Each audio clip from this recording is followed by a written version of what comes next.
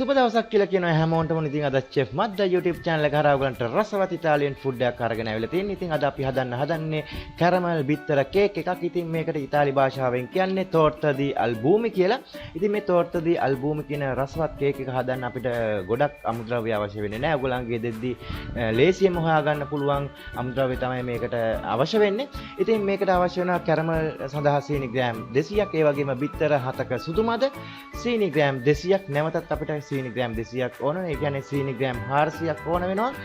සීනි ග්‍රෑම් 200 අපි වෙන් කරගන්නවා කැරමල් සඳහා වෙනම 200ක්. ඒ වගේම අපිට බිත්තර එක බීට් කරගන්න ග්‍රෑම් 200ක සීනි. ඒ වගේම වතුර මිලිලීටර් 40ක්. ඉතින් මෙන්න මේ අමුද්‍රව්‍ය ටික විතරයි අපිට අවශ්‍ය වෙන්නේ මේ රසම රස කැරමල් කේක් එක හදාගන්න. ඉතින් මම හිතනවා ඔයගොල්ලෝ ගෙදරදී මේක හැමෝම try කරලා බලයි. මොකද ඔයගලන්ට අවශ්‍ය වෙන්නේ ඇත්තටම සීනි බිත්තරයි විතරයි මේ රසම රස කේක් එක හදාගන්න.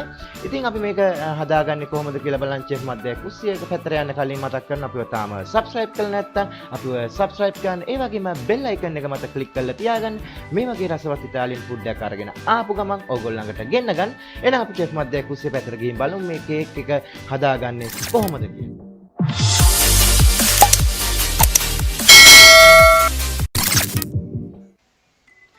ඉතින් අපි chef Madda කුස්සිය පැත්තට ඇවිල්ලා ඉන්නේ අපේ කේක් එක හදාගන්නේ කොහොමද කියලා බලන්න. ඉතින් මුලින්ම භාජනයකට අපේ සීනි ග්‍රෑම් 200ක් ඇඩ් කරලා අපි ඒක මද රස්නෙන් අපි රත් කරගන්නවා. අපේ කැරමල් එක හදාගන්න. ඉතින් ඕගොල්ලන් වැඩි විතර දාන්න යන්න එපා. මොකද ඕගොල්ලන්ගේ සීනි ටික දිය වෙලා කර වෙන්න බලාවි. ඉතින් අපි කැරමල් එක හදාගන්න අතරේ අපිට පුළුවන් අපේ බිත්තර වල සුදු මදය වෙන් කරගන්න. ඉතින් බිත්තර වල සුදු මදය වෙන් කරගන්න ඕගොල්ලන්ට ඕගොල්ලන්ගේ ක්‍රමයක් භාවිතා කරන්න පුළුවන්.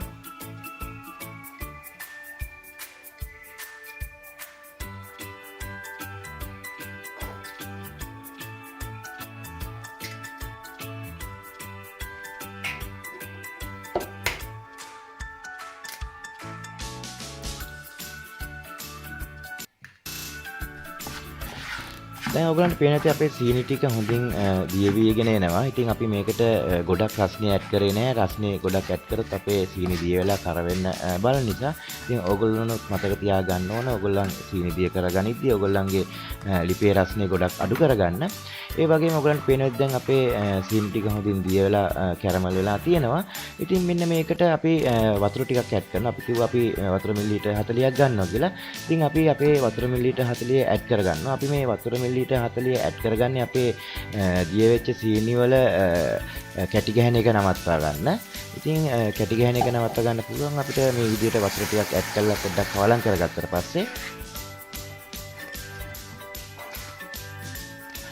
ඉතින් අපේ කැරමල් එක දැන් අපි හදාගෙන ඉවරයි. ඉතින් අපි කරන්න තියෙන්නේ අපිට දැන් අපේ භාජනයකට අපේ කැරමල් එක ඇඩ් කරගන්න. ඕගලන්ට මේ වගේ භාජනයක් නැත්නම් ඕගලන්ට සුදුසු භාජනයක් මේ සඳහා භාවිතා කරන්න පුළුවන්.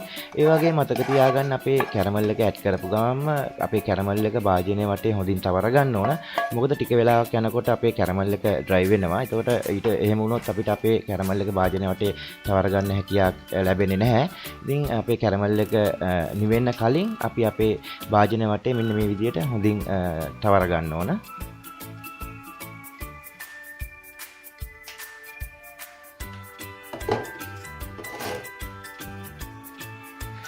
දැන් අපි අපේ සුදු මද ටික අරගෙන, ඒ කියන්නේ බිත්තර වල සුදු මදේ අරගෙන අපි මේක හොඳින් බීට් කරගන්න ඕන. ඔයගොල්ලෝ මතක තියාගන්න ඕන මේ සුදු මදේ අනිවාර්යයෙන්ම හොඳටම බීට් කරගන්න ඕන. ඒ කියන්නේ ෆෝමි ගතියක් වගේ එනකම්ම ඔයගොල්ලෝ හොඳට සුදු මදේ බීට් කරගන්න ඕන.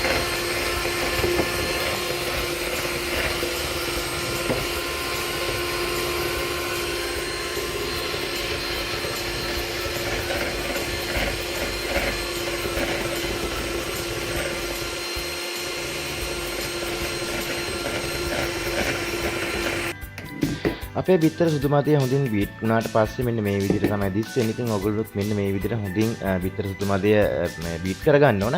ඒ වගේම බිත්තර සුදු මදේ බීට් කරගත්තට පස්සේ ඔයගොල්ලන්ට පුළුවන් ඔයගොල්ලන්ගේ සීනි අනිත් සීනි ග්‍රෑම් 200 ඇඩ් කරන්න.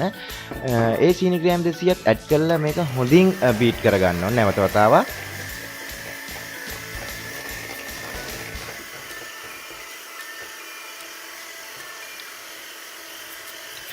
බිත්තර සුදු මතේ හොඳට බීට් වුණාද කියලා අපිට බලා ගන්න පුළුවන් ක්‍රමයක් වෙන්නේ අපිට පුළුවන් අපේ මේ වාජනේ අනිත් පැත්ත හරවලා බලන්න.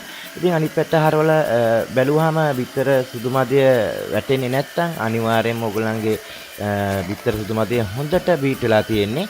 ඉතින් ඔයගොල්ලෝ මේක බීට් වෙන කලින් මම කිව්ව විදිහට වාජනේ අනිත් පැත්ත හරවලා බලන්න යන්න එපා. මොකද ඔයගොල්ලන්ගේ බිත්තර සුදු මතය බීමට හැලෙන්න ඉඩ තියෙනවා. ඉතින් මම කිව්වේ බිත්තර සුදු මතය හොඳින් බීට් වෙලා නම් වාජනේ බිමට හැලෙන්නේ නැහැ කියන කතාව විතරයි.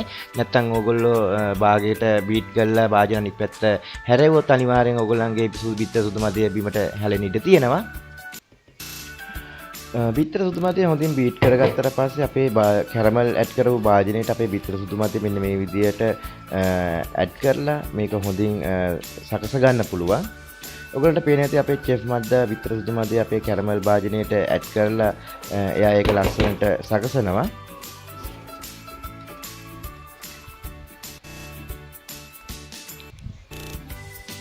දැන් අපි අපේ බිත්තර සුදු මතය සකසගෙන ඉවරයි. දැන් ඔයගොල්ලන්ට තියෙන්නේ වතුර පුරවපු වාජනයක් මත බිත්තර සුදු මතය සකසපු වාජනය තියලා සෙල්සියස් අංශක 180ක උෂ්ණත්වයෙන් විනාඩි 40ක් බේක් කරගන්න එක විතරයි.